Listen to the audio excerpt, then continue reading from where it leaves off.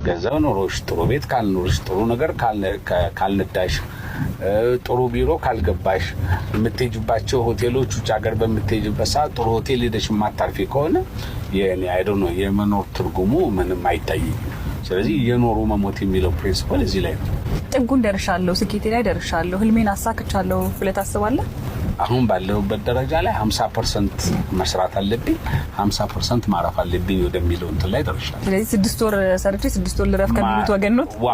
ነኝ 6 ወር ሰርቼ 6 ወር ማለፍ አለብኝ። እኔ ኦልሞስት እንደኔ ፕሪንሲፕል 90% የሚለውን ታርጌቴን ከበር አድርጌያለሁ። ስለዚህ በህይወት ስኬት ላይ ነኝ። ስኬት ላይ ነኝ። ምንም ስልሽ ለኔ ይጎለኛል የምለው ነገር ምንም የለኝም። ስለዚህ ህልምህን ያቀድከውን ያሰብከውን ነገር አሳክተሃል በህይወት። 10% ቀራለች። እሷ ደግሞ ከዚህ በኋላ ባለው ጊዜ ትደፈናለች። እሷ ምናልባት ፕራይቬት ጀት ቢኖረኝ እመኛለሁ። ሌላውን ግን አሟልቻለሁ። ስለዚህ ወደዛ መንደርደሪያው ላይ ነው ያለው አሁን ብያለሁ። ወደዛ ላይ መቼ ይጠብቅ? within 5 years። አቶ ሳሙኤል ምን ያዝናናል?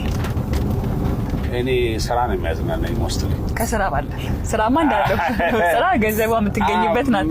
ግን ከስራ ውጪ ምን ያዝናናል? አሁን ምሳሌ ለኔ ትልልቅ ፎቆች አይቼ አዳዲስ የሆኑ የዲዛይን ውጤቶች በማየት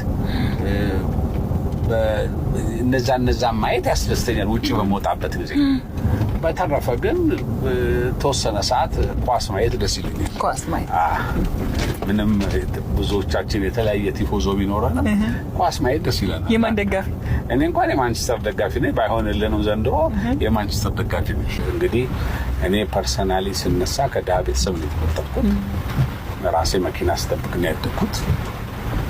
ከዛ አልፎ ራሴን ለውጭ አሁን የደረስኩበት ደረጃ ላይ ደርሻለሁ። ስለዚህ የኖሩ መሞት ማለት ነው አንድ ሰው የተወሰነ ነገር ካለው ገንዘቤን ቁጭ አድርጌ አስቀምጬ ለወደፊቱ እንደዚህ የሚል ነገር መሆን የለበትም። ቢሮአችን ነው እንግዲህ ይሄኛው የቦርድ ቸርማናችን እዚሁ አሉ። ገብርኤል ናቸው ቸርማናችን። በጣም ትልቅ ቢሮ ነው። በጣም የግንበኛ ለራሳ ያሳልስ በደንብ ሰፋ አድርጎ የሚለካው ነገር ደስ ይላል።